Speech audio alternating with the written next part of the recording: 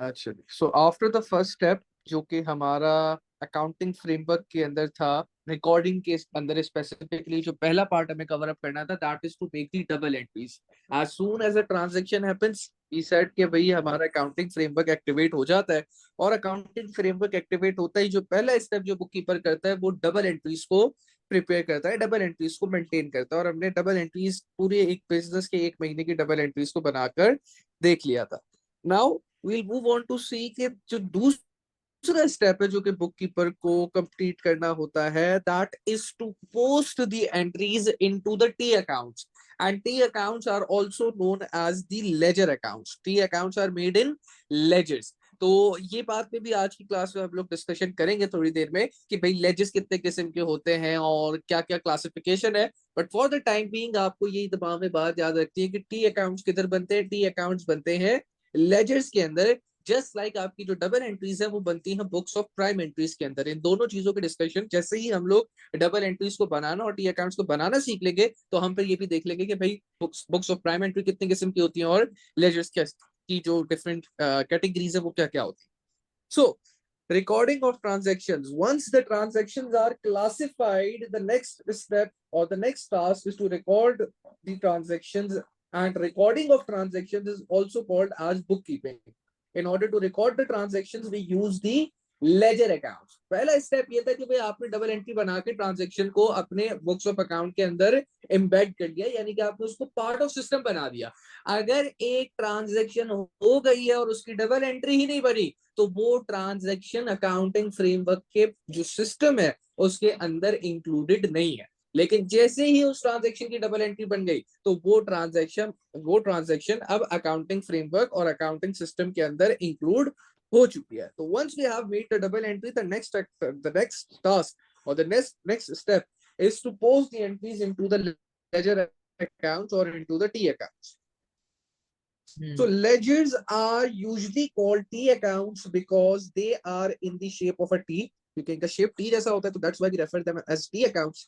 Each T account has a title. अब यहाँ पे मैंने आपको एक सिंपल सॉर्ट का एक T account बना के दिखाया है कि जिसमें आप देख लो यहाँ पे कि आपके पास सबसे पहले क्या है, एक टाइटल डला हुआ है।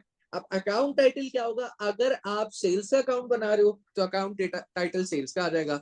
अगर आप परचेज का अकाउंट बना रहे हो तो अकाउंट टाइटल परचेज को आप परचेजेस लिख दोगे। अगर आप लेट से किसी ट्रेड रिसीवेबल का टी अकाउंट बना रहे हो, आप लेट से मिस्टर जॉनसन जो कि आपके बिजनेस के ट्रेड रिसीवेबल आप उनका अकाउंट बना रहे हो, तो अकाउंट टाइटल में आप मिस्टर जॉनसन और उसके आगे ब्रैकेट में ट्रेड रिसीवेबल लिख दोगे।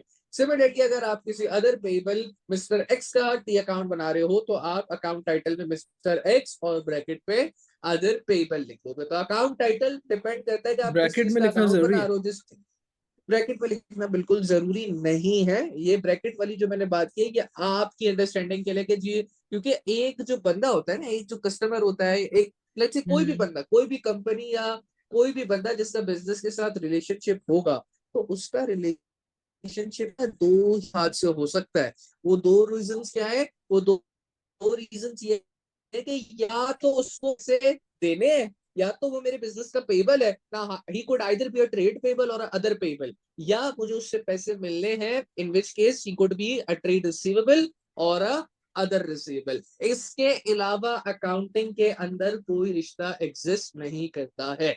इस तरह फैमिली के अंदर तो बहुत सारे रिश्ते एग्जिस्ट करते हैं ना, मामू का, ताया का, चाची का, ताऊ के लड़के का, और ये सारे अकाउंटिंग के अंदर कहते हैं कि भाई अगर बंदे का नाम लिखा हुआ है, अगर तुमने देख लिया मिस्टर जॉनसन कहीं पे मेंशन हुआ हुआ है, या मिस्टर एक्स या आसिम साजिद माजिद कहीं पे भी कोई नाम मेंशन हुआ हुआ है, या कोई कंपनी का नाम मेंशन हुआ हुआ है, तो हमारे बिजनेस में उससे दो ही ताल्लुक हो सकते हैं, या तो पैसा देना है या तो पैसा लेना है। अगर ये दो ताल्लुक नहीं है, तो वो अकाउंट आप कभी भी उस बंदे का अपने बुक्स ऑफ अकाउंट्स के अंदर मेंटेन होता हुआ नहीं देखोगे। तो ये जो ब्रैकेट वाली चीज है, ये अपनी ओन अंडरस्टैंडिंग के लिए, कि ना भी लिखो तो कोई फर्क नहीं पड़ता। एक्चुअल जो बंदे का अकाउंट जिसका आप बना रहे हो, सिर्फ उसका नाम भी अगर अकाउंट टाइटल में लिख दो, तो दैट वुड बी सफिशिएंट। सबसे पहले आगे आपका अकाउंट टाइटल।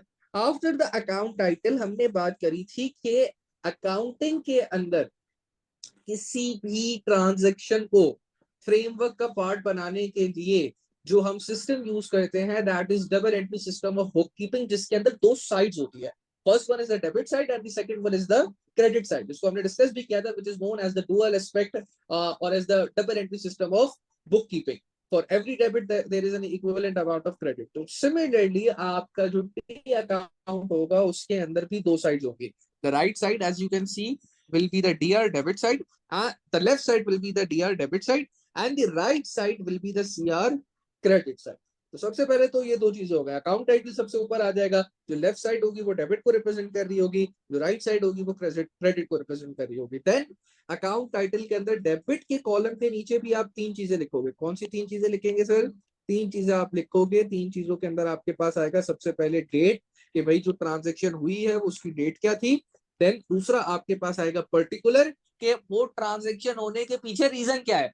अगर तो सेल्स हुई है तो कैश पे हुई है या क्रेडिट पे हुई है। तो अगर लेट्स से मैं कैश का अकाउंट बना रहा हूँ, मैं लिख रहा हूँ कि भाई कैश लेट्स से फला डेट को $5,000 से डेबिट हुआ है, तो भाई उस कैश के डेबिट होने के पीछे रीजन क्या है ये तो लिखो। सेल्स हुई है, ठीक है, सेल्स लिखो। कोई और रीजन है तो वो रीजन लिखो। तो पर्टिकुलर रिप्रेजेंट्स द रीजन के भाई वो जो ट्रांजेक्शन या जो आप अकाउंट को डेबिट या क्रेडिट कर रहे हो तो उसके पीछे छुपा रीजन क्या है। And the last one will be the amount, के भाई जो जितने से आपने एंट्री करनी है, कि अगर 5,000 की सेल हुई है तो 5,000, 7,000 से पैसा आया तो 7,000, जो भी अमाउंट है वो फिर आप लिखोगे।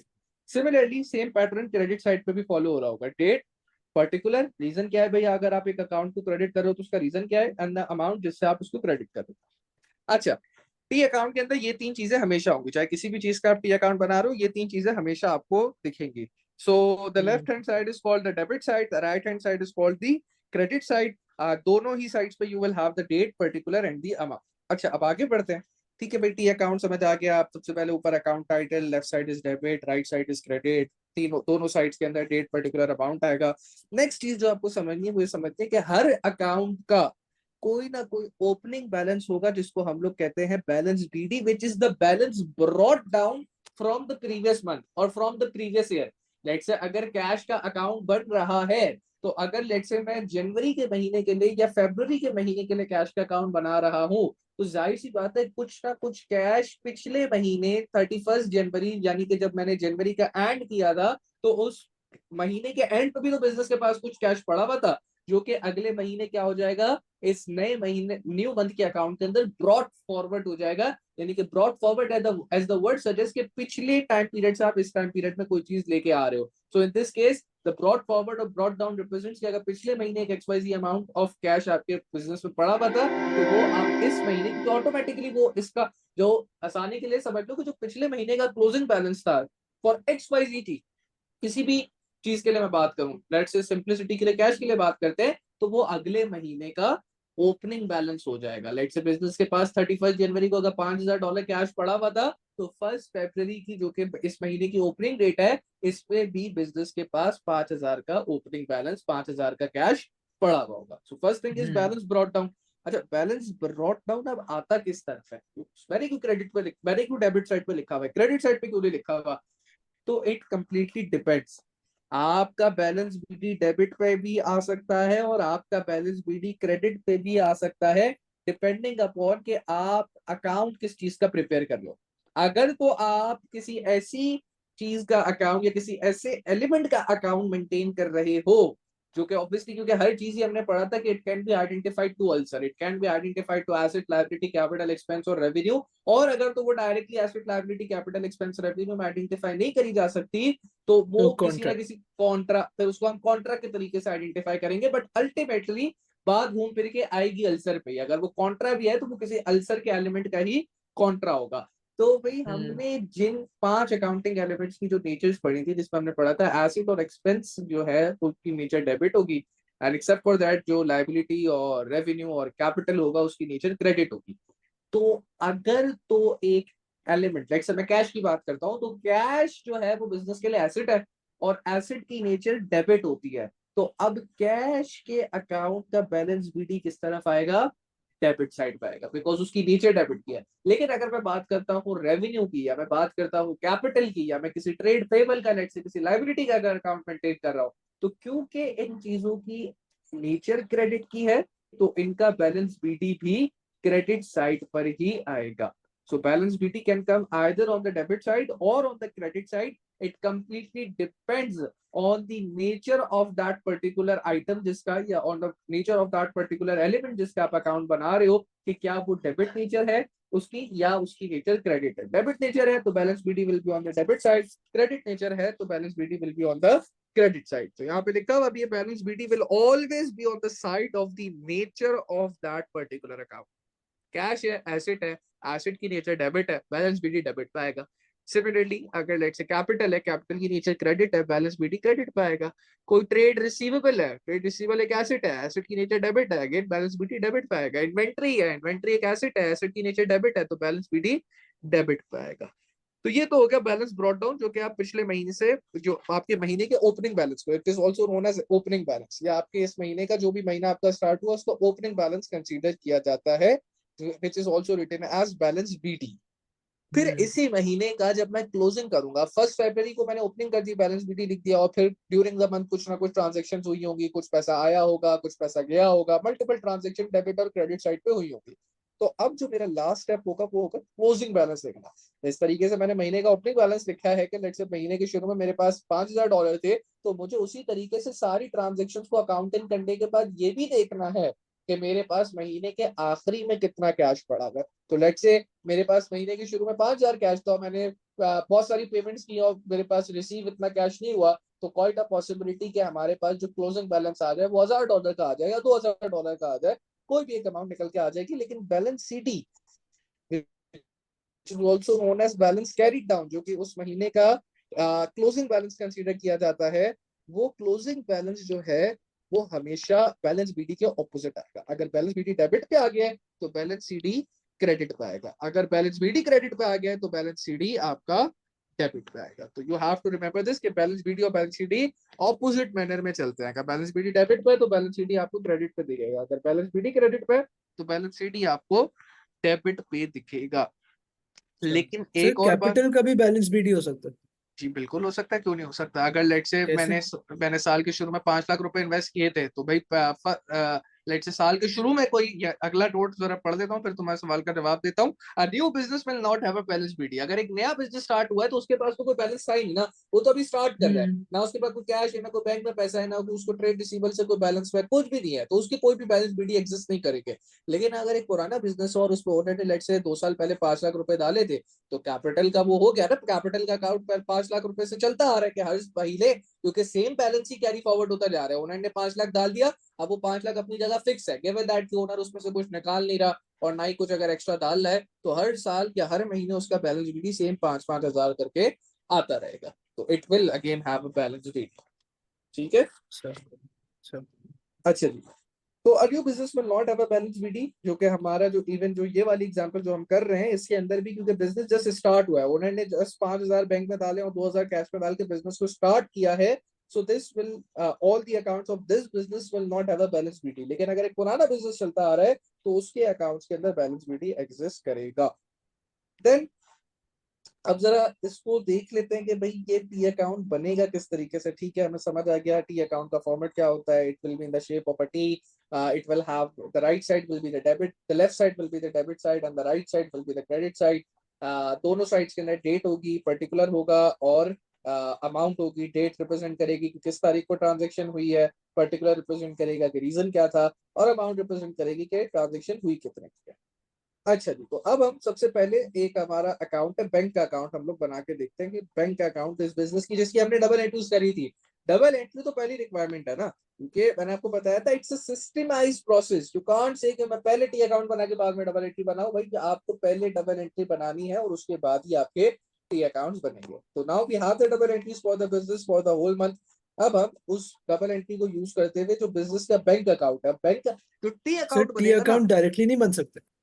डायरेक्टली यार जब आपकी प्रैक्टिस बहुत अच्छी हो जाती है तो आप बना भी सकते हो, लेकिन हाँ अगर तुम पूछोगे अकाउंटिंग प्रैक्टिसेस के अंदर क्या है कि डायरेक्टली अकाउंट के अंदर एंट्री होती है, नहीं भाई, आपकी एंट्री हमेशा book of prime entry double entry के थ्रू होती है और फिर उसके थ्रू ऑटोमेटिकली आपके टी अकाउंट्स अपडेट हो जाते हैं। लेकिन हाँ, अगर आप एग्जाम परस्पेक्टिव से बात कर रहे हो या खुद की प्रैक्टिस के लिए बात कर रहे हो, तो हाँ जब आपकी प्रैक्टिस हो जाती है तो आप डायरेक्टली अकाउंट भी बना देते हो। इनफैक्ट आपकी बहुत अच्छी प्रैक्टिस हो जाती है तो आप सारे कामों को ऐसे ही कंप्यूट करके फाइनल फिगर भी निकाल लेते हो, लेकिन वो प्रैक्टिस के लिए। लेकिन जो सिस्टमाइज प्रोसेस है, अगर कोई प्रोसेस की बात करता है या बिजनेस जो रियल प्रैक्टिस है बिजनेसेस के अंदर, वो तो यही है कि भाई आप डबल एंट्री डालोगे और ऑटोमेटिकली फिर आप देखते हो कि सारी चीजें उसके बाद एडजस्ट हो जाती है, because it's a systemise process.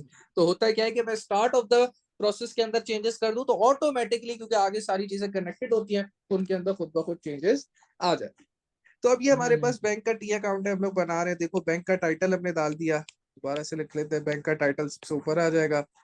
Bank के टाइटल के बाद जो है आपके पास हमने लिखा, हमें पता है, वैसे मैंने यहाँ मेंशन कर दिया, ये करना नहीं होता कि जो लेफ्ट साइड है वो डेबिट को रिप्रेजेंट कर रही है और राइट साइड जो है वो क्रेडिट को रिप्रेजेंट कर रही है। देन आप देखो डेबिट साइड के नीचे भी डेट पर्टिकुलर अमाउंट है और क्रेडिट साइड के नीचे भी डेट पर्टिकुलर और अमाउंट डेटेड है। देन डेट आपने सेल्स पर्टिकुलर, क्रेडिट क्यों लिखा हुआ है? अरे उसमें तो अभी मैं तो अभी तुम्हें सिर्फ समझा रहा हूँ फॉर्मेट, तुम सेल्स क्रेडिट पे कहाँ से पहुंच गए। मैं तो अभी सिर्फ तुम्हें अच्छा, बता रहा हूँ फॉर्मेट क्या है। उसपे तो अभी आते हैं सही। ना, बात करते हैं कि वो सारी चीजें क्या है, सेल्स क्यों क्रेडिट लिखा हुआ, वो सारी चीजें क्यों लिखी गई है। तो भाई आप फॉर्मेट देखो, सबसे पहले टी का फॉर्मेट, बैंक अकाउंट का टाइटल दिया मैंने। बैंक अकाउंट के टाइटल के बाद सबसे पहले उसूली तौर पे तो मुझे चाहिए था, मैं क्या करूं, उसूली तौर पे मुझे चाहिए था मैं बैलेंस बीडी लिखूं, और आपका भी यही उसूल होना चाहिए कि सबसे पहले आप क्या लिखोगे, सबसे पहले आप बैलेंस बीडी लिखोगे। लेकिन इस केस के अंदर बिकॉज ऑफ द फैक्ट कि आपके पास यहाँ पे बैलेंस बीडी, क्योंकि बिजनेस स्टार्ट ही अभी अभी हुआ है, क्योंकि बिजनेस स्टार्ट अभी अभी हुआ है, तो उसका कोई बैलेंस बीडी एग्जिस्ट ही नहीं करता। अगर बिजनेस पुराना होता तो उसके बैंक पे कोई बैलेंस होता और वो फिर आप बैलेंस बीडी जरूर लिखते। खैर, तो अब क्योंकि बैलेंस बीडी नहीं है, अगर होता तो किस साइड पे होता सर, होता तो भाई डेबिट साइड पे होता, क्योंकि बैंक एक एसेट है, एसेट की नेचर जो है वो डेबिट की होती है, तो उसका बैलेंस बीडी डेबिट साइड पे आ जाता। लेकिन it is just in the case of a bank, bank एक वाहिद ऐसा टी अकाउंट है जिसका बैलेंस बीडी डेबिट पे, नॉर्मली डेबिट पे आता है, because normally bank is considered as a asset और एसेट की नेचर डेबिट है, तो उसका बैलेंस बीडी भी डेबिट पे।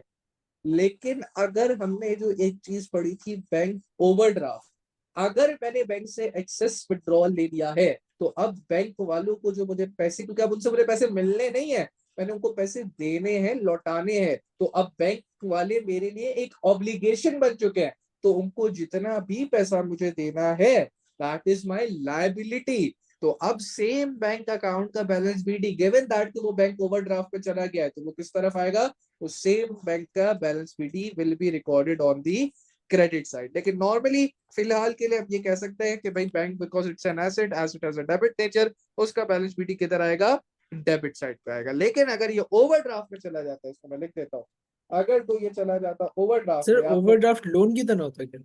ओवरड्राफ्ट आपकी बैंक लाइबिलिटी लोन? है ना, बिल्कुल बिल्कुल नहीं, it's not a bank loan. Bank loan जब जब बात करते हैं तो वो नॉर्मली लंबे टाइम पीरियड के लिए होता है, कि 5 साल तो 7 ये साल के लिए। ऑटोमेटिक लोन होता है? ये ऑटोमेटिक नहीं होता, ये समझो एक फैसिलिटी है कि मुझे अगर शॉर्ट टर्म के लिए 20,000 रुपए की रिक्वायरमेंट पड़ गई, और मैं कहता हूँ कि यार बैंक वालों को, क्या 20,000 रुपए का मैं तुमसे लॉन्ग टर्म लोन थोड़ी लूंगा, मैं तुम्हारे लिए इसके पास कोलेट्रल थोड़ी लॉयल रखवाऊंगा। कस्टमर्स के लिए? लॉयल कस्टमर हूँ मैं तुम्हारा, तुम मुझे 15 साल से जानते हो, तो मुझे 20,000 की जरूरत पड़ गई है, मैं चेक तुम्हें, लेट्स से एक चेक मैंने काटा हुआ 40,000 का, और अकाउंट में मेरे अभी सिर्फ 20,000 रुपए पड़े हुए हैं, तो तुम इसको 40,000 रुपए जब बंदा आए तो दे देना, 20,000 रुपए का ओवरड्राफ्ट कर दो, मैं कुछ दिनों में मेरी पेमेंट आएगी तो मैं वापसी कर दूंगा। तो बैंक देखेगा कि हाँ यार ये कस्टमर तुम्हारा बहुत पुराना है, इसकी हर महीने सैलरी भी आती रहती है हमारे पास, तो जैसी सैलरी आएगी काट लेंगे, अल्लाह खैर से अल्लाह।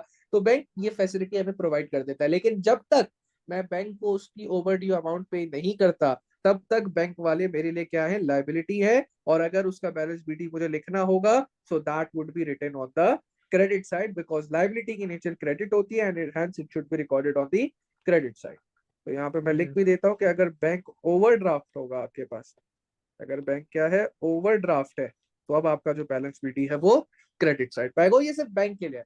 बैंक के अलावा आप कैश के लिए बोलूँ ना, तो कैश के लिए ऐसा पॉसिबल नहीं है, क्योंकि कैश के लिए ओवरड्राफ्ट या ऐसा कुछ हो ही नहीं सकता।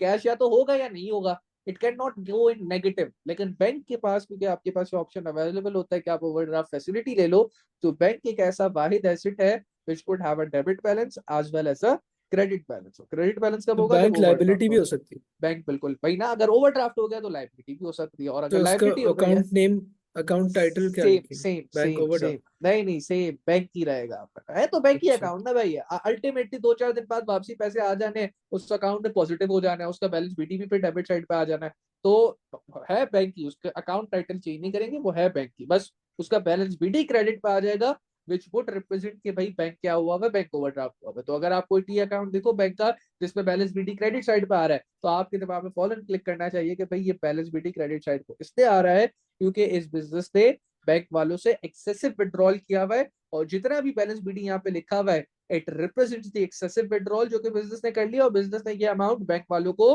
वापसी रीपे करनी है। ठीक है, इज दैट क्लियर?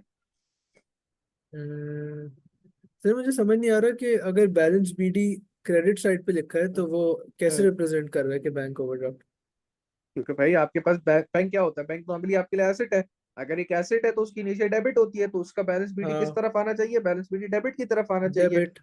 बिल्कुल। हाँ, अगर लेकिन किसी एक सर्टेन के सिनेरियो के अंदर आपके पास बैलेंस बीडी बैंक का अकाउंट ही बना हुआ है, और बैंक के अकाउंट के अंदर बैलेंस बीडी जो है वो यहाँ पे लिखा हुआ है, तो अब आपको पता होना चाहिए कि भाई बैंक के अकाउंट का तो बैलेंस बीडी क्रेडिट पे आ ही नहीं सकता, बिकॉज इट्स एन एसेट। और अगर आ रहा है तो उसका सिर्फ एक ही पॉसिबल रीजन है, वो रीजन क्या है कि बिजनेस ने एक्सेसिव विड्रॉल कर लिया, जिसकी वजह से बैंक आपका ओवरड्राफ्ट में चला गया है, एंड बिजनेस के ऊपर अब एक ऑब्लिगेशन चढ़ चुकी है। Business is now liable to pay back the amount of excessive withdrawal to the bank, और जब तक वो पे नहीं करता तो बैंक बिजनेस के लिए एसेट नहीं है। इंस्टेड वो बैंक की जितनी भी एक्सेसिव विड्रॉल की अमाउंट है वो बिजनेस के लिए लाइबिलिटी है। लाइबिलिटी इसकी because as a credit nature, तो उसका बैलेंस बीडी भी फिर क्रेडिट साइड के ऊपर रिकॉर्ड होगा।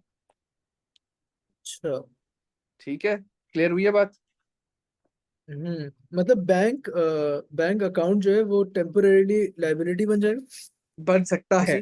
बन बन सकता है, सकता है। बिल्कुल बन सकता है, बिल्कुल। नॉर्मल केसेस में ऐसा नहीं होगा, लेकिन अगर आपने एक्सेसिव विड्रॉल किए हुए, ओवरड्राफ्ट फैसिलिटी अवेल किए हुए है, तो बिल्कुल आपका बैंक अकाउंट टेम्पररी आपके एक लायबिलिटी के अकाउंट को रिप्रेजेंट कर सकता है।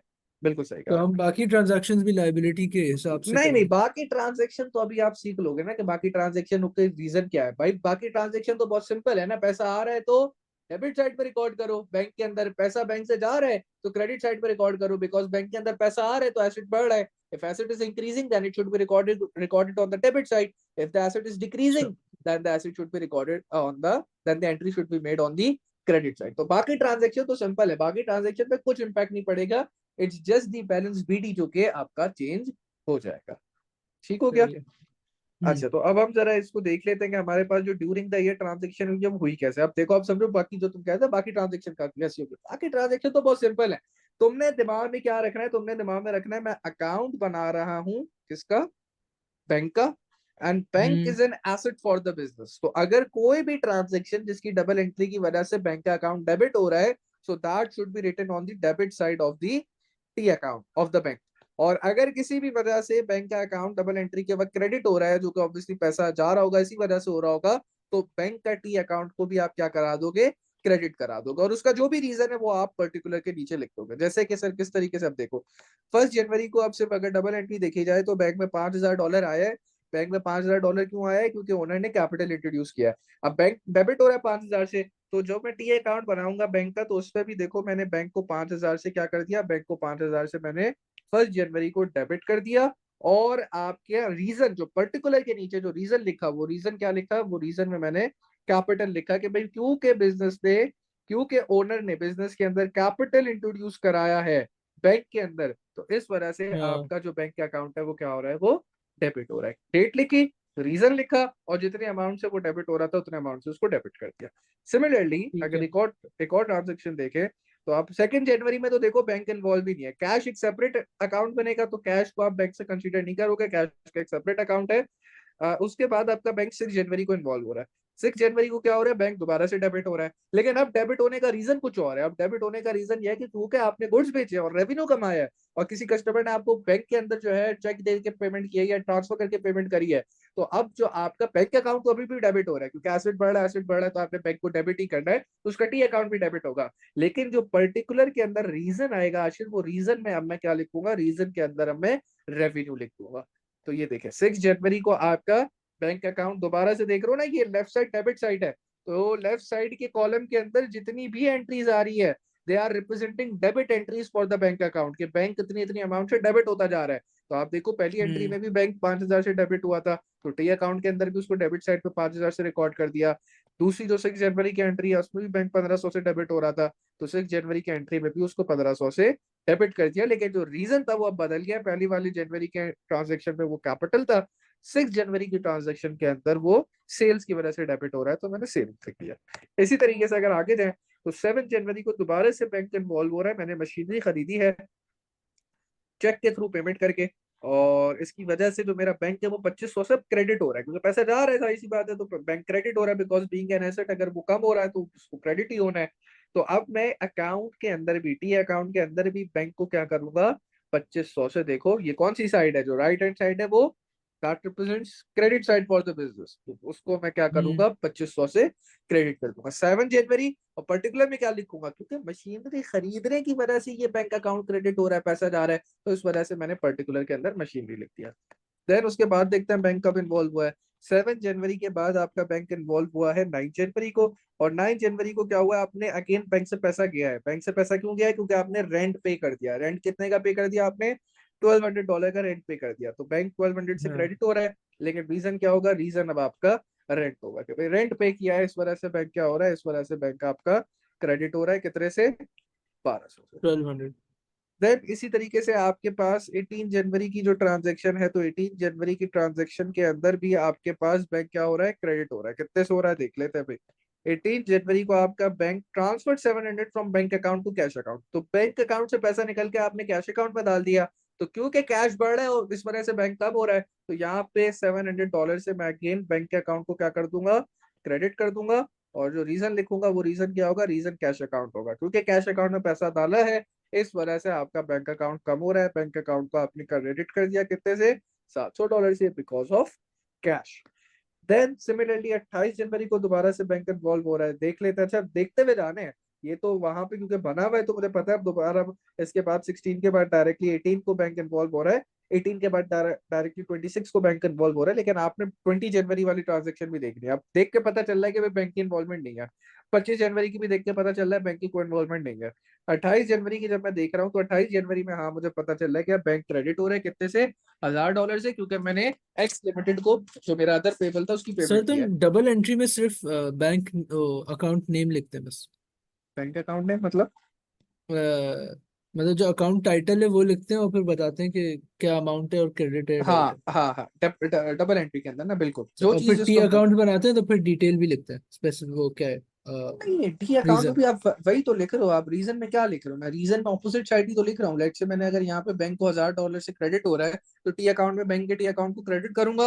और रीजन के अंदर मैं कुछ बहुत डिटेल थोड़ी डाल रहा हूँ, मैं सिर्फ यही लिख रहा हूँ कि भाई किसकी वजह से वो क्रेडिट हो रहा है, क्योंकि एक्स लिमिटेड को पैसे दिए, इस वजह से क्रेडिट हो रहा है। तो मैं बस जो मैंने अच्छा। डबल एंट्री के अंदर बात लिखी है, एक्स लिमिटेड, वही बात मैं टी अकाउंट के अंदर पर्टिकुलर में लिख दूंगा। ये देखो एक्स लिमिटेड ही लिखा हुआ है, मैंने कुछ ज्यादा थोड़ी लिखा हुआ है। तो वी डोंट एज सच अच्छा अच्छा। प्रोवाइड डिटेल, बट हाँ उसका जो एक्चुअल रीजन है वो जरूर हम प्रोवाइड कर रहे हैं। लेकिन वो तो डबल एंट्री के अंदर भी हम लोग प्रोवाइड कर ही रहे हैं। ऐसा नहीं है कि डबल एंट्री के अंदर हमने कोई इन्फॉर्मेशन नहीं डाली थी।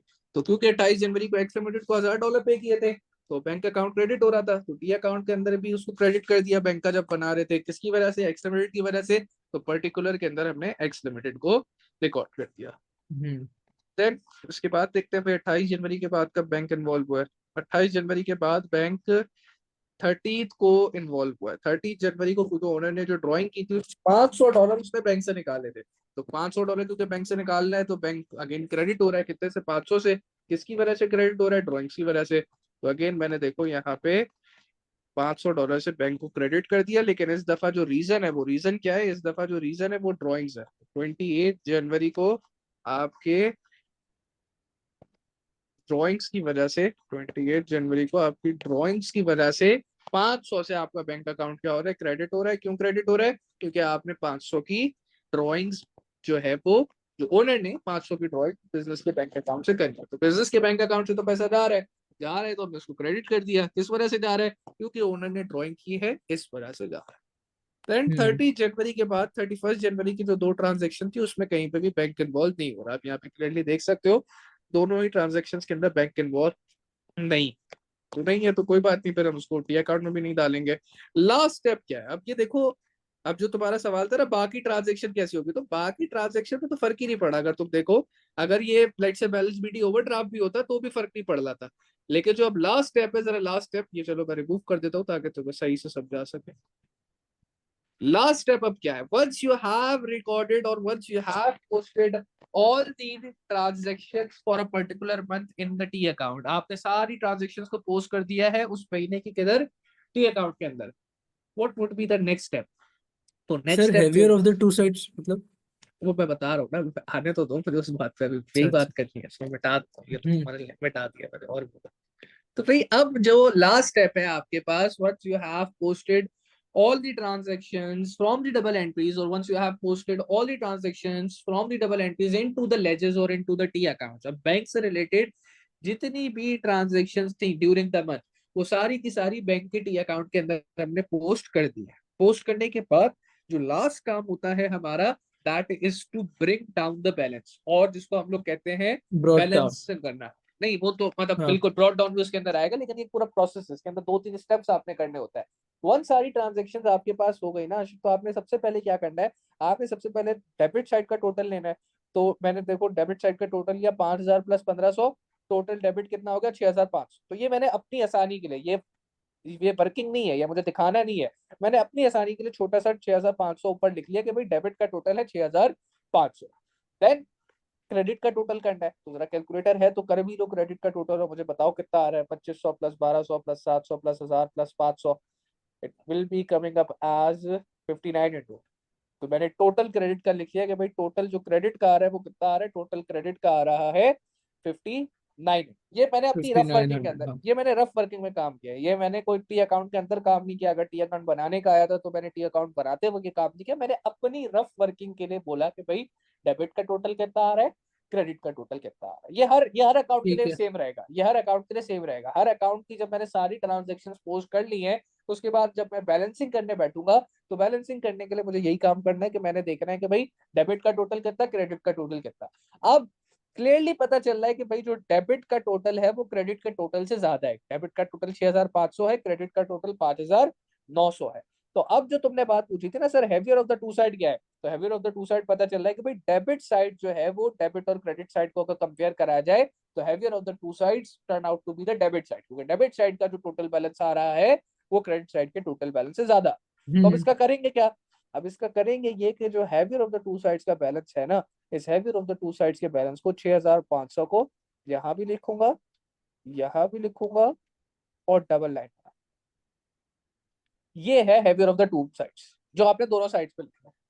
ये था जो मैंने लिखा हुआ था ना, हैवियर ऑफ टू साइड्स, यानी कि डेबिट और क्रेडिट में से जो भी साइड हैवियर है, ऊपर भी बात लिखे हुए कि जो भी हैवियर साइड है वहां पे उस, जो अगर डेबिट साइड हैवियर है तो डेबिट साइड को इस तरीके से डबल लाइन बना के दोनों जगह लिख दो, और अगर क्रेडिट साइड हैवियर होती तो क्रेडिट की अमाउंट को दोनों जगह डबल लाइन बना के लिख देता। ये तो हो गया पहला। ठीक है। सेकेंड स्टेप वुड बी कि अब आपने लिखना है बैलेंस बीडी और बैलेंस सीडी। बैलेंस सीडी इस महीने का क्लोजिंग बैलेंस होगा तो इस महीने की आखिरी तारीख को रिकॉर्ड होगा। बैलेंस बीडी क्योंकि अगले महीने की पहली तारीख का बैलेंस होगा तो वो अगले महीने की 1 तारीख को रिकॉर्ड होगा, यानी कि अगर अभी जनवरी का महीना चल रहा है तो अगले महीने की पहली तारीख आपकी 1 फरवरी होगी। अब जो बात आपने याद रखनी है वो ये बात रखनी है कि balance BD will always be written on the heavier side. Balance BD आपका हमेशा हैवियर साइड पे आएगा। तो इस केस पे हैवियर साइड क्या है, इस केस पे हैवियर साइड आपके पास डेबिट साइड है। और जो दूसरी बात बैलेंस बीडी के लिए याद रखनी है वो ये बात याद रखनी है कि balance BD will be recorded on the first day of the next month. तो यहाँ पे first day of the next month क्या है, यहाँ पे first day of the next month 1 फरवरी होगा। तो उधर मैं लिखूंगा बैलेंस बीडी, अगले महीने का बैलेंस ब्रॉट डाउन, जो कि किसके बराबर होगा, जो कि बराबर होगा of the difference between the debit and credit. तो डेबिट और क्रेडिट का डिफरेंस कितना आ रहा है, 6,500 माइनस 5,900, डेबिट क्रेडिट का डिफरेंस 600 आया। तो ये 600 मैंने 1 फरवरी को एज बैलेंस बीडी लिख दिया। अब आएगा balance carry down. Balance sir carry ये हम डाउन आपने, हाँ, जब अकाउंटिंग पीरियड पूरा हो जाता है तब क्यों नहीं करते, मंथली क्यों ये करें? क्योंकि टी अकाउंट्स का बैलेंस ना आपको नॉर्मली मंथली ही बेसिस पे आप बना रहे होते हो। कुछ टी अकाउंट्स ऐसे अच्छा। होते हैं जो एनुअल बेसिस पे भी बनते हैं, लेकिन ये तो अब बैंक का तो एक ऐसा अकाउंट है ना कि हर महीने इसके अंदर lot of transactions are happening, तो आप इस वजह तो से इस अगर अकाउंट को मंथली करते हैं तो ईयरली फिर उसको टोटल भी करते हैं? ईयरली भी टोटल करते हैं। मंथली टोटल वैसे आपके पास जो निकल रहा होता है तो वही रनिंग डाउन बैलेंस होता है कि भाई करंटली क्या बैलेंस है, तो आप वहां से भी फैच आउट कर सकते हो। एंड समटाइम्स आप इसका टोटल भी करते हो, वो डिपेंड करता है कि आप अकाउंट कौन सा बना रहे हो। तो जब हम डिफरेंट टाइप्स ऑफ अकाउंट पढ़ेंगे तो उस पर देखेंगे, लेकिन नॉर्मली क्योंकि अभी हम ऐसे अकाउंट्स के साथ डील कर रहे हैं जिनके अंदर हर महीने ही ट्रांजेक्शन हो रही होती है, तो इस वजह से इन अकाउंट्स को हम लोग हर महीने ही अपडेट कर रहे होते हैं और हर महीने ही प्रिपेयर कर रहे होते हैं, और ये अच्छा इसी के अच्छा। नीचे अब कंटिन्यू होता रहेगा। अब ये 1 फरवरी पूरा फरवरी का अकाउंट बनेगा, फिर उसी के नीचे मार्च, हम्म। मार्च का पूरा अकाउंट, फिर उसी के नीचे अप्रैल, अप्रैल का पूरा अकाउंट। तो खैर सर मैं नहीं बैलेंस समझा, हमने हम्म, 6,500 क्यों लिखा? सिक्स मतलब थाउजेंड ऐसे ही क्योंकि याद तो नहीं कर सकते? ये आप ना बेसिकली आपने देखिए सबसे पहले heavier of the two sides कौन सी, ये है heavier of the to side. आपने बोला अच्छा डेबिट का हाँ टोटल ये हाँ। रहा, क्रेडिट का टोटल टोटल ये रहा। इसमें से जो हैवियर टोटल आएगा हमेशा, ये हमेशा फिक्स स्टेप है, इसके अंदर कोई चेंजेस नहीं होने वाली। जो भी हैवियर साइड थी उसको आपने डबल लाइन बना के दोनों साइड्स पर रिकॉर्ड किया, ये बताने के लिए कि भाई ये heavier of the two sides की अमाउंट आ गई है। ये सर फिक्स मगर ये फॉर्मेट है, ये है फिक्स क्या फॉर्मेट चीज, एक क्यों है? ये है।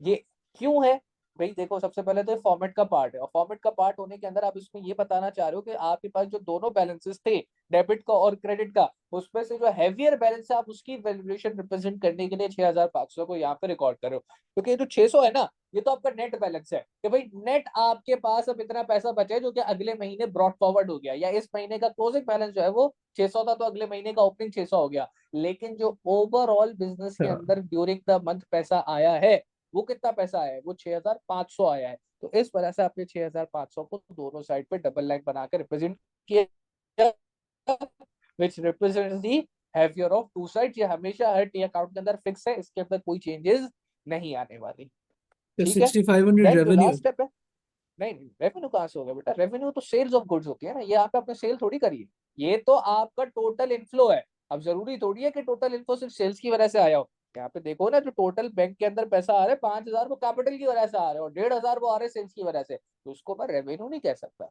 इट्स सिंपली, अच्छा। बहुत आसान लफ्जों में ये समझ लो कि बैंक के अंदर जो ओवरऑल आपकी दो साइड थी, उसमें से जो हैवियर साइड की टोटल अमाउंट है, उसको आपने डबल लाइन बना के, ये रिप्रेजेंटेशन है। अकाउंट्स के अंदर जो अच्छा। रिप्रेजेंटेशन होती है, आप उसको सरपास नहीं कर सकते। आप ये नहीं कह सकते कि यार इसका तो सर ऐसा कोई काम नहीं, उसको कटा देते हैं, ये ऐसा नहीं कर सकते। आपने हर चीज को जो जिस तरीके से as specified by the international accounting standards है, उसी तरीके से करनी है। और काफी सारी चीजें तो, ये तो चलो फिर एक बेसिक सी चीज है, इसके अंदर कोई ऐसा मसला नहीं है। काफी सारी चीजें तो सेंसलेस भी कभी कभार होती है, लेकिन क्योंकि वो फॉर्मेट का पार्ट है, क्योंकि वो इंटरनेशनल अकाउंटिंग स्टैंडर्ड बोर्ड ने डिफाइन कर दिया है, तो अब आपको उसको उसी तरीके से लेकर चलना है। आप उसके अंदर अपनी जो है होशियारी या चालाकी लगा के उसको चेंज करने की कोशिश नहीं कर सकते। अगर करोगे तो you will be subject to penalties. In fact some time अगर ज्यादा होशियारी, मतलब जो लोग करते हैं, जिसको हम लोग फाइनेंशियल इंजीनियरिंग भी कहते हैं, कि भाई जो फॉर्मेट चेंज करके या वैल्यू चेंज करके मैनिपुलेट करने की कोशिश कर रहे हैं, तो उसके अंदर तो आपको जेल भी हो जाती है कभी कभार। खैर, तो यहाँ पे आपकी जो बात थी, सवाल थी कि सर ये 6500 लिख क्यों रहे? पहले बात, इसका जवाब पार्ट ऑफ द फॉर्मेट है। दूसरी बात कि ये बताने के लिए कि भाई दोनों साइड में से हैवियर साइड कौन सी है, आप इसको डबल लाइन बना के यहाँ पे शो कर रहे हो कि भाई इस अकाउंट के अंदर जो डेबिट का टोटल था, क्रेडिट का टोटल था, तो उसमें से क्योंकि हैवियर टोटल डेबिट का है, तो दोनों जगह आपने डेबिट का टोटल जो भी आ रहा था 6500, वो दोनों जगह डबल लाइन बना के रिप्रेजेंट कर दिया। सही है। ठीक हो गया। देन आपके पास 1 फरवरी को बैलेंस बीडी आया था, तो इसी महीने की आखिरी तारीख जो कि 31 जन होगी, उसको क्या आएगा? उसको आपका बैलेंस सीडी आएगा। और बैलेंस सीडी सर भी फर्स्ट आपका, फेब क्यों नहीं? क्योंकि बैलेंस सीडी तो क्लोजिंग बैलेंस है ना। See, balance C D is the balance carried down, and balance carried down will be recorded at the last date of the month. जबकि balance brought down जो होता है वो अगले महीने की पहली तारीख का बैलेंस होता है। तो balance CD you can represent remember it as closing balance. और क्लोजिंग बैलेंस महीने के, ये देखो क्या लिखा हुआ है, क्लोजिंग बैलेंस, क्लोजिंग बैलेंस महीने के आखिरी में आता है, जबकि ओपनिंग बैलेंस अगले महीने की पहली डेट को आता है। तो इस वजह से वी रिकॉर्डेड ऑन 31 जनवरी। लेकिन जो उसकी अमाउंट होती है, क्योंकि मैंने आपको बताया जो पिछले महीने का या जनवरी के महीने का जो क्लोजिंग है, वही फरवरी के महीने का ओपनिंग है, तो इसकी अमाउंट भी 600 ही आएगी। 31 जनवरी को आपने अकाउंट बैंक का क्लोज किया एट $600, एंड अगले महीने की पहली तारीख 1 फरवरी को यह अकाउंट दोबारा से स्टार्ट हो गया from the closing value of the previous month which was $600। और यहाँ पे इसी वजह से आपने 1 फरवरी को बैलेंस ब्रॉट डाउन लिख दिया, कितना? $600 का।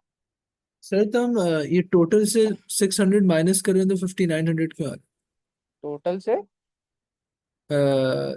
जो आपने 6500 लिखा है, हाँ हाँ उससे हम बैलेंस सीडी माइनस कर रहे हैं तो 5900 आ रहा है जो हाँ, तो total fifty fifty CR nine लिखा है। हंड्रेड तो बिल्कुल वो टोटल क्यों आ रहा सीआर के, वो इसी वजह से आ रहे हैं ना, वो टोटल सीआर की अमाउंट को रिप्रेजेंट कर रहा है। भाई आपको वैसे तो उसको माइनस कराना नहीं है, लेकिन चलो अगर आप करा भी रहे हो 6500 माइनस 600, तो आपको ये बता रहा है कि भाई क्योंकि 600 is the difference, 600 is the difference between the total debit inflows and the total credit outflows. तो अब ये जो आपका क्लोजिंग बैलेंस था कि नेट में आपके बैंक अकाउंट के अंदर अब $600 बाकी हैं, तो ऑब्वियसली जब आपके पास जो टोटल इनफ्लो था, आप उसमें से जब डिफरेंस को ही रिमूव कर दोगे, तो आपके पास वो अमाउंट निकल के आ जाएगी जो कि आउटफ्लो था। बिकॉज हाउ डू वी है? अचीव अच्छा। दिस 600 की फिगर? 600 की फिगर हमारे पास heavier side minus lower side 6500 minus 5900 करके आई है। तो अब तुम ऑब्वियसली सी बात है, अगर 6500 में से दोबारा 600 माइनस करोगे, तो 5900 ही तो निकल के आएगा, और क्या क्या। सही। तो यहाँ पे आपका जो बैंक का टी अकाउंट है ये क्लोज हो गया, मतलब यानी कि आपने इसको बैलेंस डाउन कर लिया। अब अगले महीने का टी अकाउंट, अगले महीने की जो ट्रांजेक्शन होगी उसके हिसाब से कंटिन्यू हो जाएगा। तो ये था बैंक का अकाउंट। अब हम बनाते कैश का अकाउंट। अब ये सिमिलर पैटर्न है, ये दो तीन चीजें जो थी यही इंपॉर्टेंट थी, जो स्पेशली जो एंड में आपने बैलेंसिंग करना सीखा है ना। बैलेंसिंग के कितने स्टेप है? 3 स्टेप है। सबसे पहले आपने डेबिट का टोटल ऊपर रफ वर्किंग में लिखना है एंड क्रेडिट का टोटल रफ वर्किंग में लिखना है। जो सभी टोटल ज्यादा आ गया उसको डबल डबल लाइन बना के दोनों साइड पर रिकॉर्ड करना है, डेबिट पे भी और क्रेडिट पे भी। ये हो गया पहले स्टेप। पहले स्टेप के बाद अब आपने हैवियर साइड, लेट्स से इस केस में डेबिट साइड हैवियर थी, उसको लोअर साइड जो कि क्रेडिट साइड थी उससे माइनस कराना है। जो माइनस कराने के बाद आपके पास बैलेंस आएगा वो आपका बैलेंस सीडी है या बैलेंस बीडी भी है, एक ही बात है। बैलेंस बीडी सीडी की वैल्यू सेम रहती है। तो बैलेंस बीडी जो है वो हैवियर साइड की जगह पे आएगा। लेट्स से इस केस में हैवियर साइड जो है वो डेबिट साइड थी, तो बैलेंस बीडी आपने हैवियर साइड पे लिखा। और बैलेंस बीडी हमेशा अगले महीने की पहली तारीख को आएगा। और ये जो heavier of the two sides के अमाउंट है ना इसके नीचे आएगा, ये भी बात इंपॉर्टेंट है। आप इस बैलेंस फॉर्मेट में बीडी हैवियर साइड पे आएगा? जी बिल्कुल, देख लो ना हैवियर क्यों? साइड आपके पास, क्योंकि आपके पास हैवियर साइड पे इस तरह से आ रहा है क्योंकि अगर तो ज्यादा इनफ्लो हुआ है ना, आपके बैंक में टोटल इनफ्लो 6,500 का हुआ है जबकि आउटफ्लो सिर्फ पांच हाँ। हजार नौ सौ का हुआ है, तो नेट बैलेंस हम्म। आपके बिजनेस में बचा है ना। लेकिन अगर इसी केस में अगर मैं उल्टा कर देता, अगर लेट से आपका टोटल आउटफ्लो 6,500 होता और इनफ्लो 5,900 होता, तो अब बैलेंस बीडी क्रेडिट पे आता और जो कि किस चीज को रिप्रेजेंट करता, जो कि रिप्रेजेंट करता बैंक ओवरड्राफ्ट को। क्यों? क्योंकि अब आपका आउटफ्लो इनफ्लो से ज्यादा हो जाता है। लेकिन इस केस में क्योंकि ओ। इनफ्लो ज्यादा है आउटफ्लो से, तो इस वजह से आप इसको हमेशा, ये फिक्स है, हमेशा चाहे कोई भी अकाउंट हो आप उसके बैलेंस बीडी को हैवियर साइड पे लिखोगे। और हैवियर साइड में भी ये जो डबल लाइन बना के heavier of sir the two मगर साइड लिखा है ओवरड्राफ्ट ना, है तो बैलेंस बीडी कैसे आ रहा बैलेंस बीडी तो आना ही आना है ना। आप ऐसा थोड़ी है कि बैलेंसिंग नहीं करोगे। अगर मैं इसी अकाउंट को थोड़ा सा चेंज कर दूं तो आपके पास बैलेंस बीडी बस जो, क्योंकि हैवियर साइड बदल जाती, ऐसा थोड़ी अमाउंट नहीं बदलती भाई, हैवियर साइड बदल जाती ना। तो आप अगर हैवियर साइड बदल जाती तो आप उसका जो बैलेंस बीडी है उसको यहाँ पे 1 अप्रैल करके यहाँ पे लिखते बैलेंस बीडी को, और सीडी फिर आपका जो है वो इस तरफ आता। लेकिन क्योंकि अभी हैवियर साइड आपकी डेबिट साइड है, तो आपकी डेबिट साइड पे ही क्या कहते हैं बैलेंस बीडी आया, और लोअर साइड पे जो है आपका बैलेंस बीडी आया। ओवरड्राफ्ट होने का मतलब थोड़ी है बैलेंसिंग से खत्म हो जाएंगे। बैलेंसेस क्यों खत्म होंगे भाई? बैंक सर को जो मगर तुमने, ब्रॉड हाँ, डाउन कैसे हो रहा है जब लॉस में, मतलब जब लॉस में तो क्या, ओवरड्राफ्ट है? तो लॉस को तुमने अगर पैसे वापसी करने, लेट से तुम यहाँ पे 600 दिखा रहे हो कि तुम्हारे बैंक अकाउंट में 600 पड़े हैं, तुम कभी भी जाके वापसी ले सकते हो, इस 600 का ही मतलब है ना। तो वहां पे अगर ओवरड्राफ्ट होता तो उस 600 का मतलब ये होता है कि तुमने बैंक को 600 देने हैं। तो तुमने बैंक को 600 देना है तो वो बैलेंस नहीं आएगा क्या? आपको भी बैलेंस डेफिनेटली रिकॉर्ड होगा भाई, ऐसा थोड़ी आप उस बैलेंस को रिकॉर्ड ही नहीं करोगे। आपने दिखाना तो अच्छा, सब कुछ है ना, आपने तो फेयर रिप्रेजेंटेशन दिखानी है। इसी वजह से आपने फिक्स स्टेप्स फॉलो करने हैं, इसी वजह से आपने फिक्स फॉर्मेट फॉलो करना है। सही। तो यहाँ पे आपका बैंक का टी अकाउंट कंप्लीट हो गया। अच्छा, अब जो sir second brought account, down और कैरी डाउन में क्या फर्क है? ब्रॉट डाउन अगले महीने की स्टार्टिंग डेट को आता है, और कैरी डाउन जो है वो उसी महीने की आखिरी डेट को आता है। सो कैरी डाउन जो सीडी है that is the closing balance, and brought down is the opening balance for the next. CD को देखो अच्छा। मैंने उसी महीने की आखिरी तारीख को लिखा because that is the closing balance for that particular month. और बैलेंस बीडी को मैंने अगले महीने की पहली तारीख को लिखा because that is the opening balance for the new upcoming. ठीक हो गया? ठीक है। सही। देन अब आपके पास कैश का अकाउंट बनाना था। अब अगेन क्योंकि इस सवाल में तो हमारे पास नया बिजनेस है, बैलेंस बीडी है नहीं, लेकिन अगर कैश का भी बैलेंस बीडी होता तो because cash is an asset तो उसका बैलेंस बीडी भी डेबिट साइड पे ही आना था। अब देखते हैं भाई कैश कहाँ का इन्वॉल्व हुआ है। पहली फर्स्ट जनवरी ट्रांजैक्शन के अंदर कैश डेबिट हो रहा है 2,000 से, किसकी वजह से? कैपिटल की वजह से।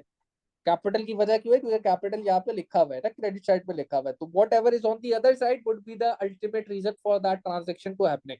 तो आपका अगर कैश 2,000 से क्रेडिट हो रहा है, डेबिट हो रहा है, तो उसका रीजन यही है कि कैपिटल इंट्रोड्यूस हुआ, इस वजह से वो डेबिट हो रहा है। तो कैश अकाउंट के अंदर अब देखो, 1 जनवरी को मैंने 2,000 से कैश के अकाउंट को डेबिट कर दिया, और पर्टिकुलर के अंदर रीजन क्या लिख दिया? रीजन लिख दिया कि भाई कैपिटल क्योंकि इंट्रोड्यूस हुआ है, तो कैपिटल अकाउंट की वजह से कैश के अकाउंट के अंदर 2,000 का इनफ्लो हुआ है, या 2,000 से कैश का अकाउंट डेबिट हुआ है। फिर 2 जनवरी को दोबारा से कैश इन्वॉल्व था, लेकिन इस वक्त कैश क्रेडिट हो रहा है, कैश के अकाउंट से पैसे जा रहे हैं, किसकी वजह से? क्योंकि हमने परचेजेस किया है। तो अब मैं 2 जनवरी को कैश के अकाउंट को क्या कर दूंगा? क्रेडिट कर दूंगा। और रीजन क्योंकि अब परचेजेस किए हैं तो पर्टिकुलर के नीचे परचेजेस आ जाएगा। सिमिलरली आपके पास 4 जनवरी को दोबारा से कैश इन्वॉल्व हुआ है, अब इस दफा कैश सेल्स हुई है और कैश बिजनेस के अंदर आ रहा है, तो कैश को डेबिट किया है, किसकी वजह से? रेवेन्यू की वजह से। तो 4 जनवरी को मैं कैश को दोबारा से क्या कर दूंगा टी अकाउंट में? देखो 4 जनवरी को मैंने 3,500 से कैश के अकाउंट को क्या कर दिया? डेबिट कर दिया। और डेबिट हाँ। करने के बाद रीजन क्या लिख दिया? रीजन लिख दिया क्योंकि सेल्स हुई है, तो भाई सेल्स की वजह से ये आपका क्या हो रहा है? सेल्स की वजह से ये आपका अकाउंट डेबिट हो रहा है। सर अब ये क्यों नहीं चेक करे कि अल्सर में से कौन सी क्वांटिटी? क्या अल्सर तो आप क्योंकि डबल एंट्री बना दी ना, वो डबल एंट्री बनाते तक था, अब तो मैं सिंपली बस डबल एंट्री को उधर लेके जा रहा हूँ।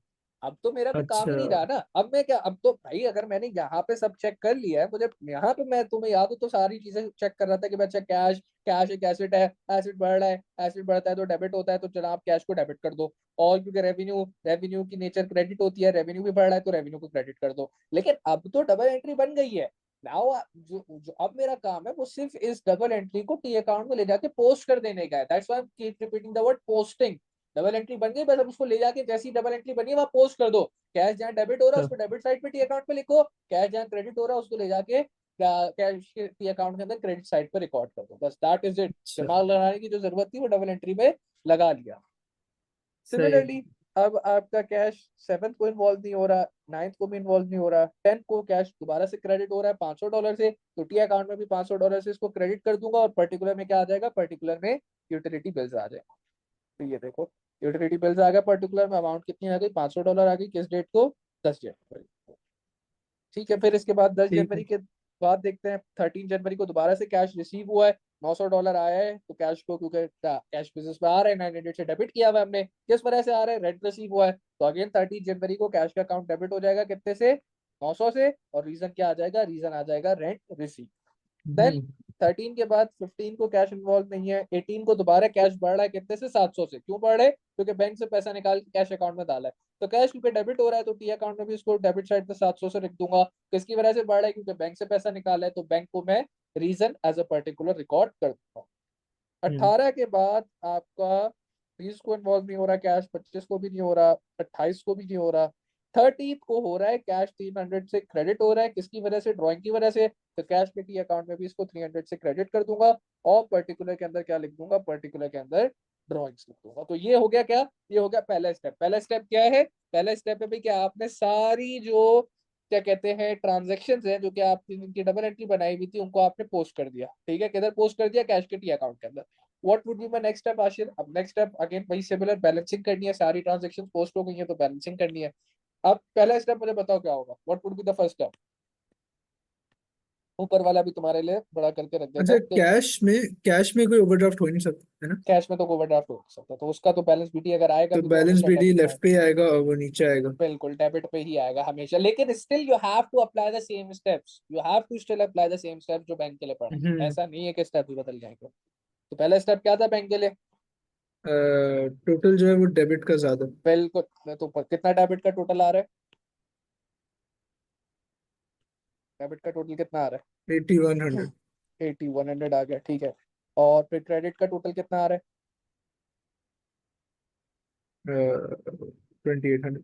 अच्छा ये मैंने रफ वर्किंग में किया है, ये सवाल की रिक्वायरमेंट नहीं है, ये फॉर्मेट का पार्ट नहीं है, ये मेरी आसानी के लिए हाँ है कि हाँ। मैं कोई मिस्टेक ना करूं, ताकि मुझे पता हो कि, ताकि मुझे पता हो मुझे heavier of the two sides में कौन सी फिगर लिख रही है। तो अब मुझे क्लियरली पता है कि heavier of the two sides में, क्योंकि एटी भाई वन हंड्रेड 8100, बिल्कुल शाबाश, 8100 है तो 8100 मैंने heavier of the two sides में रिकॉर्ड करनी है।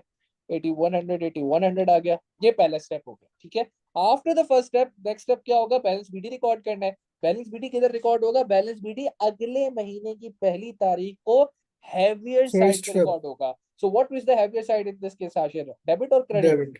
तो बैलेंस बीडी किधर आएगा, बैलेंस बीडी डेबिट साइड पे आएगा। और डेबिट साइड पे किधर हाँ। आएगा, अगर तुम इस तरफ फर्स्ट फेब्रवरी करके बैलेंस बीडी लिख दो तो नहीं। ये गलत हो जाएगा। तो मैं heavier of the to side जो तुमने डबल लाइन बना के अमाउंट लिखी है, बैलेंस बीडी उसके हमेशा नीचे लिखना है।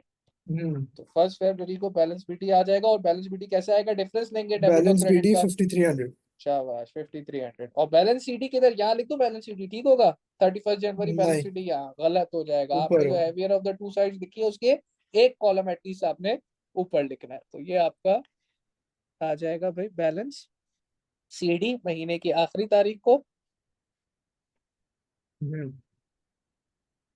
कितना बैलेंस सीडी है आपका, वही जो बीडी था, 53। 5300। ये आपका बैलेंस बीडीसीडी हो गया। तो अब आपका काम क्या है, आपके पास अब हर एंट्री, हर ट्रांजैक्शन, हर एलिमेंट जो कि इंक्लूड हुआ है उसका टी अकाउंट बनेगा। अभी देखो, और दोबारा नहीं बनेगा। बैंक का एक अकाउंट हो गया, उसके अंदर हमने बैंक से रिलेटेड सारी ट्रांजेक्शन इनकॉर्पोरेट करनी है उस महीने की, और हमने बता दिया कि भाई बैंक के अकाउंट में महीने के आखिरी में इतना बैलेंस है। Same goes for cash, cash के रिलेटेड जितनी भी महीने भर की ट्रांजेक्शन थी सबको कैश के टी अकाउंट में इनकॉर्पोरेट करके बता दिया महीने के आखिरी में ये बैलेंस है।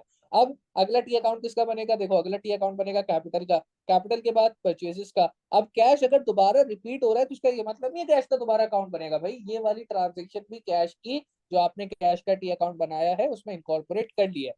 तो परचेजेस के बाद रेवेन्यू का टी अकाउंट बनेगा, रेवेन्यू के बाद मशीनरी का बनेगा, रेंट पेबल का बनेगा, यूटिलिटी बिल्स का बनेगा, और उनसे रिलेटेड जो जो ट्रांजेक्शन होगी वो मैं जो जो वहां पे डबल एंट्री में हो रहा है, अगर डेबिट हो रहा है तो टी अकाउंट के डेबिट साइड पे, क्रेडिट हो रहा है तो टी अकाउंट के क्रेडिट साइड पे। और लास्ट स्टेप, क्योंकि ये तो बहुत आसान है, देखो ये तो कोई स्टेप ही नहीं है ना यार, यहाँ से ट्रांजेक्शन उठाई, ये देखा कि अच्छा भाई ये चीज पर्टिकुलर डेबिट हो रही है तो उसके टी अकाउंट में भी उसको डेबिट कर दिया, तो ये तो कोई मुश्किल काम नहीं है। तो इसके अंदर जो ट्रिकियर पार्ट था वो ये था कि बैलेंसिंग कैसे होती है, वो बैलेंसिंग करना आपने सीख ली। टोटल 3 स्टेप है बैलेंसिंग के, एक दफा फिर से रिपीट कर देता हूँ क्योंकि यही है इसके अंदर, और कुछ है नहीं अकाउंट के अंदर।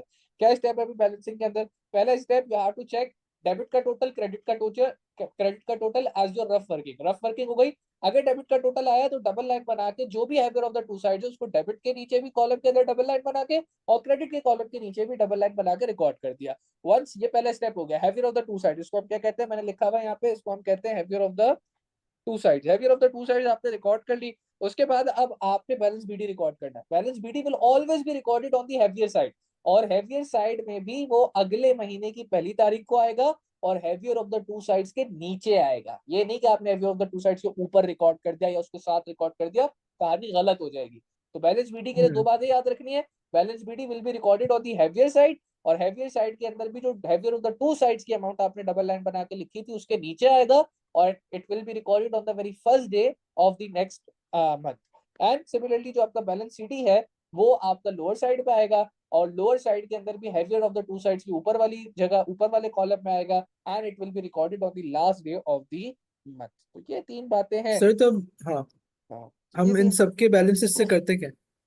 इन सब के बैलेंसेस से करते क्या है, वेरी गुड, शाबाश, बिल्कुल आपने सही जगह पे लिया, मैं यही पे आने चाहता ये टी अकाउंट्स के ऊपर तो कॉन्फिडेंट हो ना, now you can make the T accounts for the remaining double sir for the इन्हें रिमेनिंग समझना बैलेंसेस। जरूरी है क्या? मुझे टी क्या? अकाउंट को रीड करना आना चाहिए। उसी बात है, टी अकाउंट को रीड करना नहीं आएगा तो फिर क्या आगे कैसे बढ़ोगे भाई, you are understanding a framework ना, पहले डबल एंट्री बनाना आनी चाहिए और फिर टी अकाउंट बनाना आना चाहिए, तो अगर वो आपको नहीं आ रहा तो ऑब्वियसली फिर आप आगे की चीजें कैसे इंटरप्रेट करोगे। तो तो अब इसे रिवर्स कैसे करेंगे? मतलब मैं इससे डबल एंट्री निकाल सकता हूँ? इससे कैसे निकाल? डबल एंट्री निकाल सकते हो, लेकिन अभी उस पर नहीं जाते, अभी तुम सिस्टमाइज, पहले तुम्हारा टी अकाउंट्स के ऊपर जब once you are good with the T account, जब तुम 2-3 सवाल प्रैक्टिस कर लोगे, देन विल मूव के रिवर्स कैसे जाना है। अभी रिवर्स करवाना तुम्हें ये नहीं है कंफ्यूज जाना करना पड़ता? अब, नहीं जाना पड़ता, नहीं टू बी ऑनेस्ट नहीं जाना पड़ता आपको। डबल एंट्री असल जो कोर है ना वो डबल एंट्री आपको करनी पड़ती है, क्योंकि अकाउंटिंग के अंदर मेजॉरिटी ऑफ द टाइम्स अगर चेंजेस आ भी रहे होते हैं तो आप उसको प्रोस्पेक्टिव वे के अंदर एक नई डबल एंट्री बना के सही करते हो, ना कि आप पुरानी जगहों को जाके जो है ना रेक्टिफिकेशन करो। तो वो हम जब हाँ चीजें करेंगे तो करेंगे, we always follow a prospective approach के जिसके अंदर हम आगे फॉरवर्ड जाते हैं, और हम अगर कोई हमसे गलती हो गई है, कोई मिस्टेक भी हो गई है, तो हम उसके लिए फर्दर एक डबल एंट्री बना के उस मिस्टेक को रेक्टिफाई करेंगे। तो जो कोर है सर, ना हमसे या अकाउंटिंग का, क्वेश्चन के अंदर? नहीं हमसे हमसे क्वेश्चन के अंदर क्या, रियल लाइफ की बात कर रहा हूँ कि अगर मुझसे अकाउंटिंग के अंदर करते हुए कोई गलती हो गई है और सारी चीजें हो गई है तो उस गलती को खत्म करने के लिए भी मुझे डबल एंट्री ही बनानी पड़ेगी, और फिर ऑटोमेटिकली प्रोस्पेक्टिवली, क्योंकि सारी चीजें देखो जब मैं डबल एंट्री बना के चीज को ठीक करूंगा तो ऑटोमेटिकली टी अकाउंट भी ठीक होगा, ऑटोमेटिकली जो हमारा थर्ड पार्ट था जिसके ऊपर मैं आ रहा था जो कि हमारा क्या है ट्रायल बैलेंस, वो भी ऑटोमेटिकली ठीक हो जाएगा। तो जो आपका सवाल था ना सर, आपने बैलेंसेस निकाल लिए, बैंक का भी निकाल लिया, कैश का भी निकाल लिया, बाकी सारे बैलेंसेस आसान है वो मैं खुद निकाल लूंगा, लेकिन बैलेंसेस निकलेंगे हर चीज के, ये बात मैंने आपको बता दी है। देखो सारे जो एलिमेंट्स जो कि डबल एंट्री के अंदर इन्वॉल्व थे सबका टी अकाउंट बनेगा, कैपिटल का भी, परचेजेस का भी, revenue, machinery, rent, utility bills, rent receive, vehicle, x limited, other payable, Aslam trade receivable, arbitrage sir तो इतना पेएबल, लेंदी ड्रॉइंग्स। काम हमसे एग्जाम में कराते हैं, ऐसे ये समझना है? नहीं नहीं नहीं करवाते, नहीं है, आपको आना चाहिए, आपको जाहिर सी बात है पूरा ही एक बिजनेस की ट्रांजेक्शन उठा के नहीं दे देंगे, ये तो आपको फ्रेमवर्क समझाने के लिए मैंने पूरे बिजनेस को उठा के महीने भर की ट्रांजेक्शन करवा रहा हूँ। वो आपसे एक स्पेसिफिक बोलेंगे यार रेंट रिसीवल का अकाउंट बना दो और सिर्फ उसी से रिलेटेड ट्रांजेक्शन देंगे, या बोलेंगे ट्रेड रिसीवल का अकाउंट बना दो और उससे रिलेटेड ट्रांजेक्शन देंगे, पूरा ये तो तो इसे ऑब्वियसली समझना है, मगर इसे इतना लेंदी काम करना नहीं हो। एग्जाम में नहीं करना होगा, लेकिन यही कोर है, यही कोर है, इसी से रिलेटेड चीज आएगी। मतलब वो आपको पूरे सारे 12 टी अकाउंट ऐसी बातें नहीं देगा, लेकिन इन्हीं में से मिलता जुलता कोई एक टी अकाउंट जरूर देगा। या तो आपको कहेगा राइट रिसीव का अकाउंट बना दो, या कहेगा यूटिलिटी बिल का अकाउंट बना दो। टी अकाउंट की प्रिपरेशन लाजमी आएगी। हाँ, 12 टी अकाउंट अच्छा। की प्रिपरेशन इकट्ठे नहीं आ जाएगी। तो ऑब्वियसली बात है, इतना टाइम नहीं होता पेपर के अंदर। 1.5 घंटे का हम्म। आपका एएस का पेपर है, तो उसके अंदर बहुत ही शॉर्ट आपके पास टाइम होता है। खैर, तो once you have the balances, ये बैलेंसेस वाली बात क्लियर है, टी अकाउंट्स वाली बात क्लियर है, इसके अंदर कोई मसला तो नहीं है कैसे बनेंगे। Once you have the double entry, T account बनाना कोई ऐसी मुश्किल काम नहीं है। आप अगर if you have made sure कि आपकी डबल एंट्री ठीक है, आपका टी अकाउंट बस बैलेंसिंग सही करोगे तो टी अकाउंट का बैलेंस भी ठीक निकल के आएगा। तो उसके अंदर एरर के चांसेस है नहीं, गिवन दैट कि आप प्लस माइनस में मसला ना कर दो। अदरवाइज तो देखो ना, तो मैं कॉन्सेप्ट तो अप्लाई कर ही नहीं रहा, मैं तो सीधा डबल एंट्री जो बनी हुई है, बैंक जहाँ डेबिट हो रहा है उसको बस बैंक के टी अकाउंट में ले जाके डेबिट साइड पे रिकॉर्ड कर रहा हूँ, पर्टिकुलर जो उसके साथ का है वो रिकॉर्ड कर रहा हूँ, डेट रिकॉर्ड कर रहा हूँ, और कर क्या रहा हूँ, बस लास्ट में बैलेंसिंग का हम्म। स्टेप है जो मैं कर रहा हूँ। खैर, सर अगर डबल एंट्री में मसला हो तो मसला हो जाएगा। डबल एंट्री में मसला हो तो फिर मसला हो जाएगा, और फिर वो मसला रिफ्लेक्ट कहाँ होगा, मैं उसके ऊपर भी अभी आता हूँ। तो once you have the T account, ये वाली बात क्लियर हो गई ना कि second step of the recording part जो बुक कीपर ने करना होता है, वो डबल एंट्री बनाने के बाद उन डबल एंट्रीज को लेजर अकाउंट्स के अंदर, टी अकाउंट्स के अंदर ले जाके पोस्ट करना होता है। वंस उसने टी अकाउंट्स के अंदर पोस्ट कर दिया, तो लास्ट स्टेप क्या है? लास्ट स्टेप है to prepare the trial balance. और ट्रायल बैलेंस के अंदर ये सारे बैलेंसेस काम आते हैं। तो ये देखो, once the bookkeeper have posted the entries into the ledger accounts, then we will prepare the trial balance by using the T accounts balances। तो आपने कहा ना बैलेंसेस का काम क्या है, इन बैलेंसेस से आप थर्ड चीज बनाओगे जो कि आपका ट्रायल बैलेंस है। ट्रायल बैलेंस कैसे बनेगा सर? ट्रायल बैलेंस बहुत सिंपल है भाई। आपके पास जैसे कि अगर आपके टी अकाउंट सही हो गए, जैसे मैंने कहा ना डबल एंट्री सही हो गई, तो टी अकाउंट गलत नहीं हो सकता, गिवन दैट तुम अरिथमेटिकल को मसला ना कर दो। और टी अकाउंट सही होगा तो तुम्हारा ट्रायल बैलेंस गलत नहीं हो सकता, गिवन दैट अगेन तुम अरिथमेटिकल मसला ना कर दो। तो कॉन्सेप्ट की एप्लीकेशन किधर है? कॉन्सेप्ट की एप्लीकेशन सारी की सारी डबल एंट्री के वक्त है। इसीलिए मैंने डबल एंट्री को पढ़ाते हुए कहा था कि कोर है, ये ठीक हो गया तो आगे तक सारी चीजें जो है वो आपकी ठीक रहेगी। तो खैर, अब ट्रायल बैलेंस कैसे बनेगा भाई? आपके पास ट्रायल बैलेंस के अंदर ना बेसिकली दो साइड्स होती है, एक अगेन डेबिट साइड होती है, क्रेडिट साइड होती है। और आप सारे एलिमेंट्स के बैलेंसेस रिकॉर्ड कर रहे हो। तो लेट्स से आपने पहला टी अकाउंट बनाया था बैंक का, अब बैंक का बैलेंस बीडी किस तरफ आया था? बैंक का बैलेंस बीडी आपका आया था डेबिट साइड पे कितना? 600। तो आपने बैंक को लिखा और बैंक को डेबिट साइड पे कितने से रिकॉर्ड कर दिया? 600 से रिकॉर्ड कर दिया। सिमिलरली क्रेडिट आपने पे भी कैश तो है का, 600। नहीं नहीं वो सीडी है, मैं बीटी की बात कर रहा हूँ। I am just considering the balance brought down figure and not the balance carried down figure. तो बीडी किधर है? कैरी आपने डाउन क्यों बीडी नहीं? कैरी डाउन इसलिए नहीं क्योंकि कैरी डाउन आपका महीने का क्लोज हो गया ना, क्लोजिंग को आपने छोड़ दिया। We are concern always with the opening balance of the new month. जो हम ब्रॉट डाउन जो हम नीचे लेके आए, जो that is the prospective sir balance तो जो कि क्लोजिंग का क्या मतलब है? फिर क्लोजिंग खत्म क्लोजिंग हो का गई? क्लोजिंग खत्म हो गया ना, कि भाई इस महीने में आपने दिखा के उसको खत्म कर दिया भाई, ये आपका बस क्लोजिंग बैलेंस है उस बैंक के अकाउंट का, 31 जनवरी को ये क्लोजिंग आ रहा है। एंड इट्स सिमिलर, अमाउंट तो सिमिलर ही है, अमाउंट के अंदर फर्क नहीं आ रहा। बट हाँ, क्योंकि सीडी आपका हमेशा क्रेडिट जो ऑपोजिट लोअर साइड होगी उसके ऊपर रिकॉर्ड होगा, और जो बीटी है वो आपका हेवियर साइड जहाँ पे एक्चुअल बैलेंस लाई कर रहा है।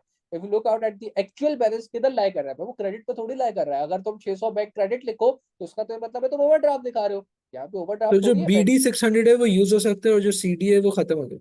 ट्रायल बैलेंस के लिए, बिल्कुल ट्रायल बैलेंस के लिए will use the balance BD, we will never use the balance BD. ठीक है, तो बैंक का बैलेंस बीडी डेबिट साइड का 600 डेबिट साइड पे लिख दिया। कैश का बैलेंस बीडी भी अगेन डेबिट साइड पे आ रहा है, कितना? 5300, तो 5300 डेबिट पे लिख दूंगा। कैपिटल का बैलेंस बीडी 7000 क्रेडिट पे आ रहा है। तो आप देखिएगा कि ट्रायल बैलेंस के अंदर कैपिटल का बैलेंस, जो कैपिटल का बैलेंस है वो किधर आया है? कैपिटल का बैलेंस क्रेडिट पे आया है। सिमिलरली तो आगे जो ट्रायल कॉन्सेप्ट, बैलेंस में सिर्फ ब्रॉट डाउन रिकॉर्ड कर रहे हैं?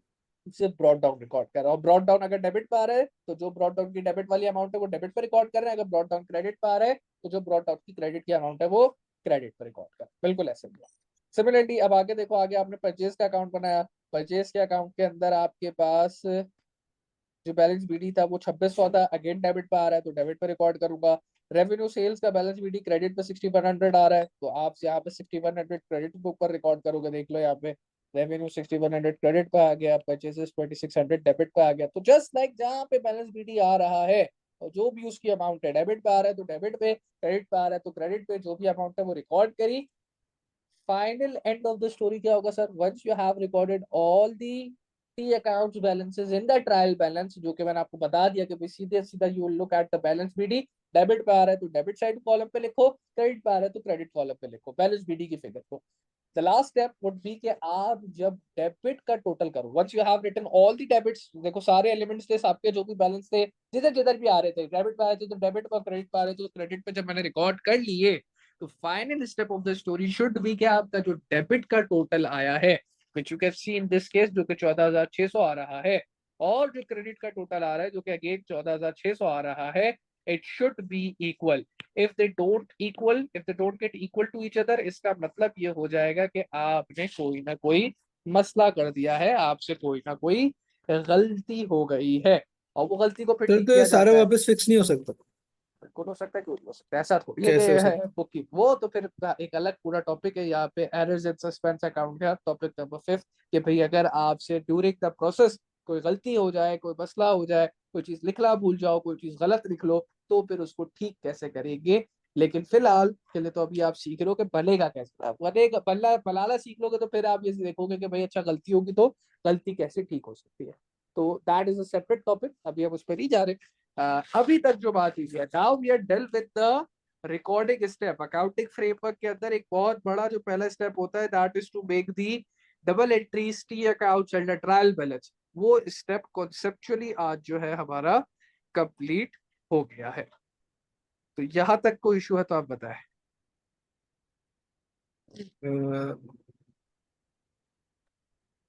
सर हम टी अकाउंट्स को वापस फिक्स कर सकते हैं आपके?